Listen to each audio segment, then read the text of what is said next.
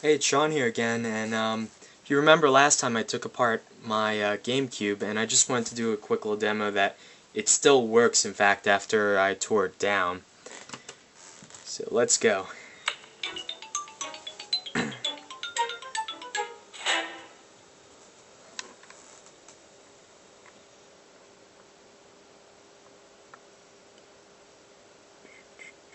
And I mentioned before I'm using an action replay disc in order to, or not action replay, it's a boot disc, and I boot my games, my copies through GCOS. And it'll take just a second. It's so much better. I'm always paranoid that if I continuously play my original copies of my games that, they'll get scratched and won't read anymore. So I always boot off. If I copy all my games, and I boot off of recordable media.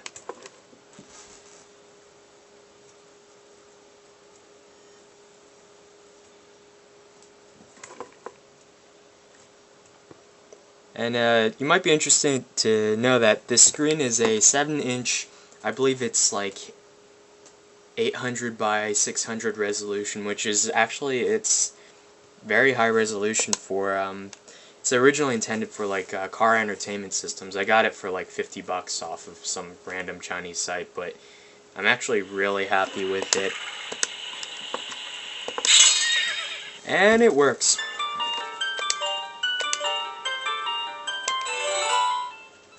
And I had to hack it though to add composite video jacks to the back as well as audio itself. Might be kind of hard to see here, but everything works.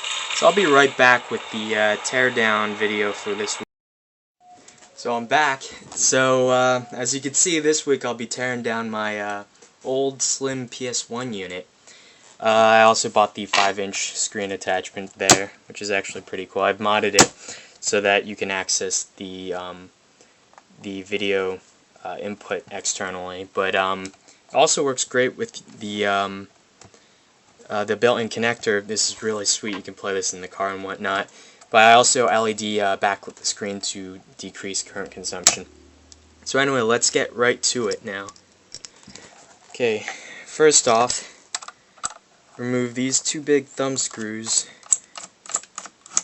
that attach the screen itself to the back of the unit. Let's see if I can get this.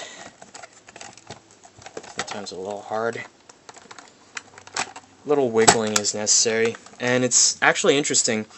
The DC input is passed straight through and powers the screen, and it passes through to the back of the PS1, and also the AV, the standard Sony connector AV, is also passed through as well, and it takes RGB. So the when you plug this in back to the PS1, you get really crisp RGB color. And it also has analog video in, which is your standard camcorder C4 jack, 3.5mm mini jack, as well as a headphone jack, for quiet gaming. And that's pretty much it. Maybe I'll do a teardown of this another day, but I want to concentrate on this guy right here. I actually found this at a thrift store for like $8, which is a deal. And so let's go pull out all these memory cards and the wireless controller.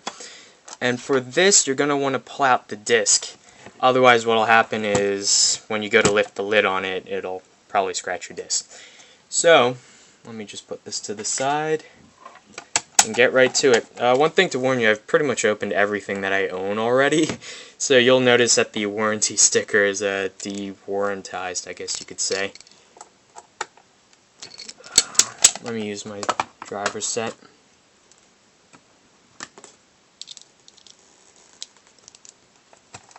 Basically, there are 6 screws on the unit right there. Not too much of a problem. I just poked through with a screwdriver to break the warranty seal. And just take your time. The heads are a little bit easy to strip, so just be careful with that. Let me find the right size bit.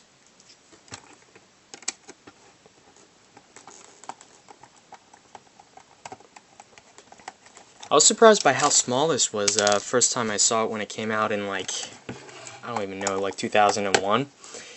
I was really surprised because if you've ever seen an original PS1, those things are pretty huge. And I used to think those were small when they came out. Oh man.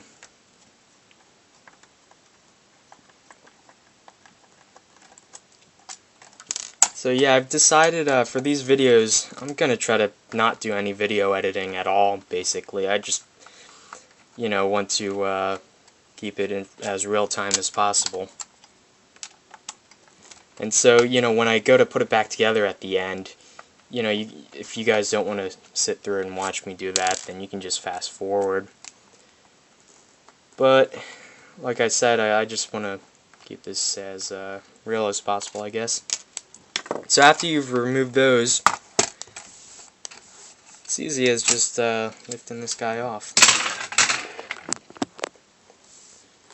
And so, pretty much the top shell is empty, except for the spring for the eject button and the lid assembly itself, as well as the light pipe for the on-off indicator.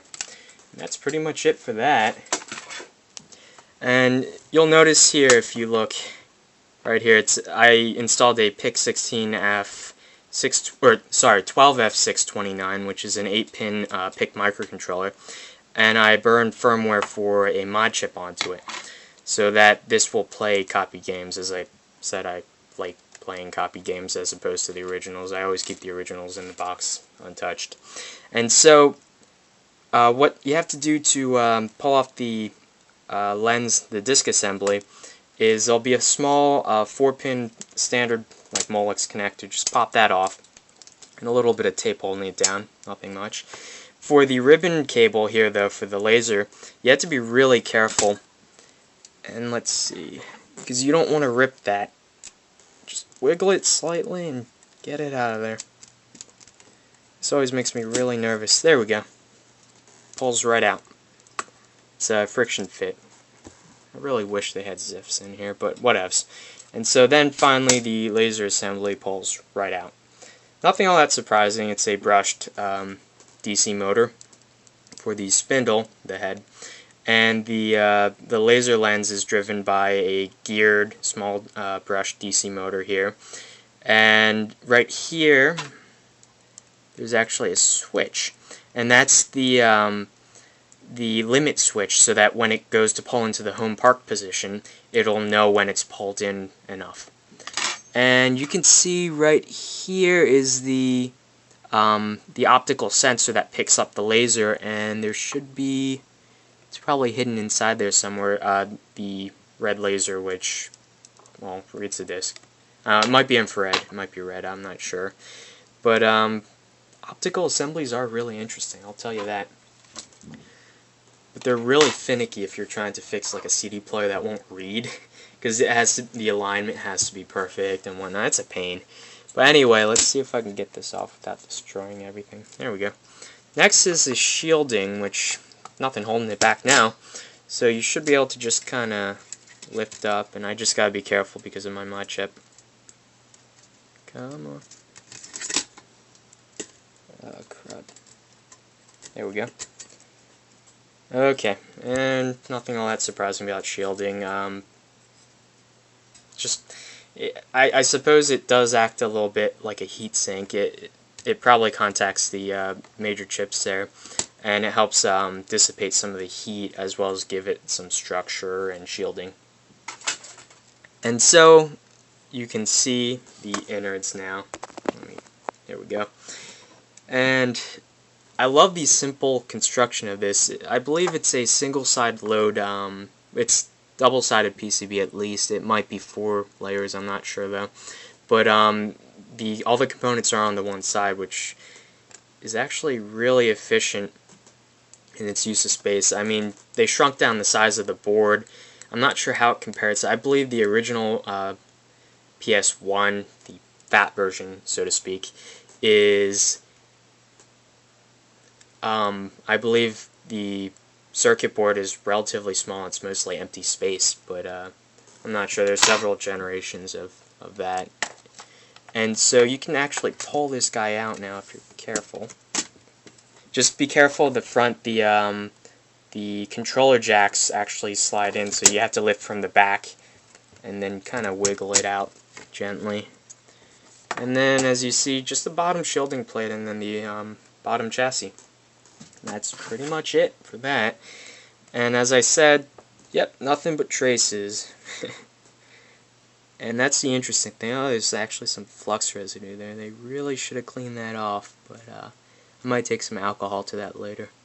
Yeah, leaving flux on PCBs isn't a very good idea because it is corrosive, but if it's not activated, that doesn't mean that it's safe still. I mean, over many years, it'll eventually eat through. I mean, just not a very good idea. So you can basically see all the main controller chips. This guy has a heatsink, I don't know what you call them, pins, flaps, whatever. So it's probably a power, some sort of motor control, I would assume. And let's see, power supply section. You can always pretty much guess where a DC-DC converter will be. It'll be basically, you'll see surface mount caps and then an inductor or two somewhere in there. So that's always a pretty good way of spotting that. And basically, you got your power switch, which is just a standard self-latching one. It's yeah, just you find them in computers and everything now. Well, old times. Now they're actually software controlled. But and here is a green LED which goes lights up the light pipe, and that's the indicator on the front for power. And it's actually interesting how they combine the controller sockets with the memory card readers into one molded plastic unit, which is pretty efficient that way. And it's just, yeah, if you actually look at them, they're identical. The one flap is higher than the other so that the two can sit side by side without interfering with each other, so that they only had to manufacture one socket, have it produced many times, and then they can use two of them in one unit. And you'll see here is the disk lid sensor. If you're going to go with like the swap method, or there is a method for playing backup games. If you have an original disc, you can swap it at a certain time during the loading screen, and it'll trick the PS1 into thinking that the game is a legit copy, even if it doesn't have, you know, if it's not a burned pressed copy. But you would need to tape this sensor down or put something to obstruct it so that you can open the lid while it's operating. And basically what the mod chip that I installed does is, this guy is a power regulator, so it's pulling off the 5-volt rail to supply power to the chip. And you also have a ground wire, and then there are instructions online. If you guys want, I could send you the hex files and the instructions, but you have to short one wire here, and then this wire is what sends the SCEA, in my case because I live in the US, it'll send the SCEA code upon boot up, so that it tricks the security measures into thinking that it's a legit disk even if it's a burnt copy. Basically, here you have your 7.5 volt DC input. I believe the power supply is like 2 amps. As well as your standard Sony video output. I believe it also has a composite. I believe the PS2 can actually output VGA or something through that. Don't quote me on that though. But it's actually surprisingly simple how they could make something fairly small. I mean, nowadays it could be made much smaller, obviously. You can actually emulate it in software almost perfectly. But I'm kind of surprised that they went with a single-sided load. But it kind of makes sense because it reduces manufacturing costs, because then you can pretty much reflow the through-hole components, which there are just the jacks and the power switch, and then you can reflow solder all the surface mount parts. So it makes sense. So I'm gonna actually go ahead, put this back together right now, and then you guys, I'll show you a demo of it still working, you know, hopefully. Keeping my fingers crossed. So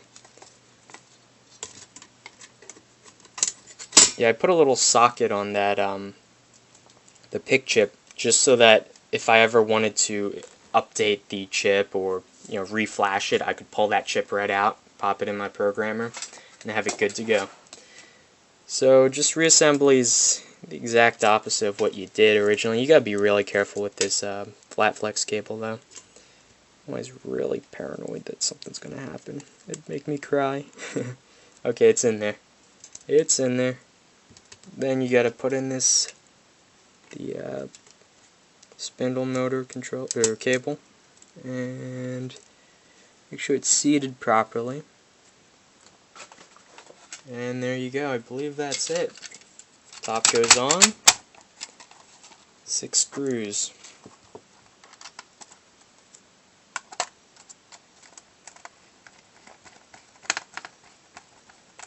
This is actually very simple construction. I mean, if you guys watched, it took me like a good probably 10 minutes putting that GameCube back together.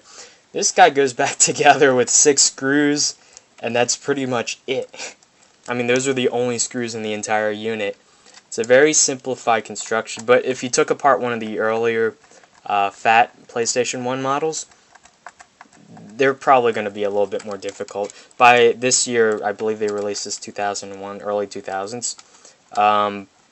They had resolved a lot of their manufacturing and design complications. You can tell that this is a very polished design. I always liked this, how small it was, and it just looks so cool. I always wanted one, but I didn't get one until like maybe a couple of years ago, just because I just so happened to run across that at a thrift store.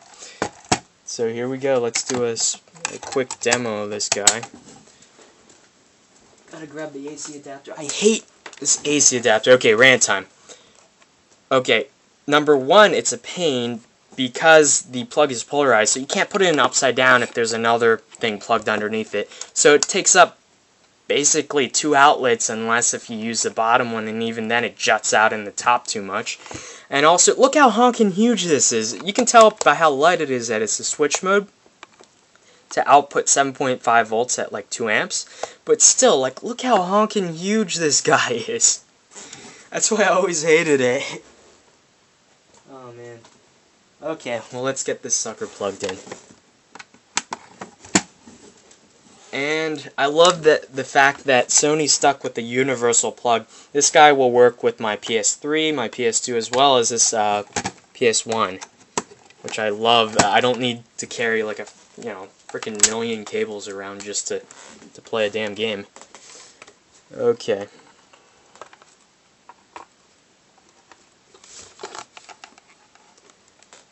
Okay.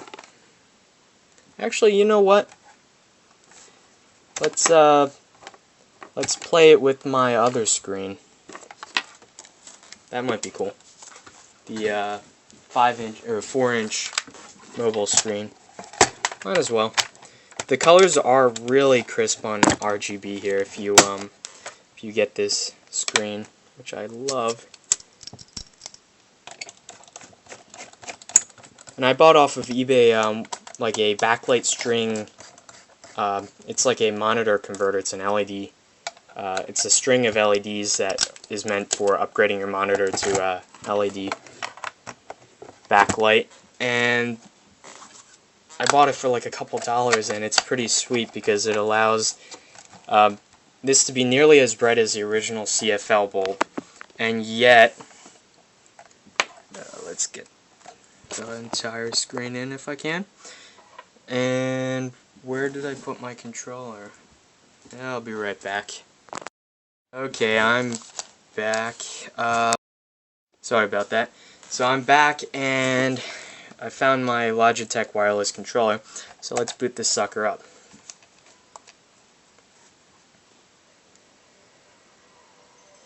So you can see it's really crisp. Love this display. Built-in audio, everything. As you can see, it injects the SCEA code into there so that it can boot this copy disk. This is my favorite game. Just try to guess what it is. Oh man, it's booting up. Come on.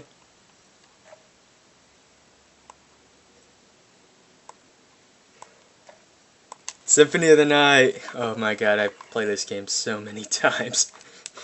I have it on, like, I bought it on the PSN. I have the original disc. Oh man, I just love this game.